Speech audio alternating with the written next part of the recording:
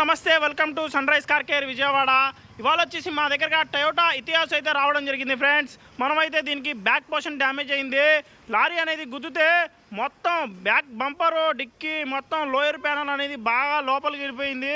మీరు చూడొచ్చు, మీకు అయితే క్లారిటీగా అనేది చూపిస్తున్నాను. ఇదిగోండి, బంపర్ అయితే కట్ అయిపోయింది. బంపర్ అయితే పనికి రాదనమాట. డిక్కీ అయితే బాగా ఫోల్డ్ అయిపోయింది. అసలు మనకి వర్క్ చేసుకోవడానికి కూడా బాగోదు, ఎందుకంటే ఈ రేక్ అనేది చాలా థిక్నెస్ అనేది తక్కువగా ఉంటుంది. అందుకే ఇదైతే చేసిన ఒరిజినాలిటీ అనేది రాదు. అందుకే మేమైతే బ్యాక్ బంపర్ అనేది, డిక్కీ అనేది మొత్తం కొత్తదైతే వేస్తున్నాము. అలాగే ఈ బ్యాక్ లోయర్ ప్యానల్ అనేది మనం అయితే రిపేర్ చేస్తున్నాం ఫ్రెండ్స్.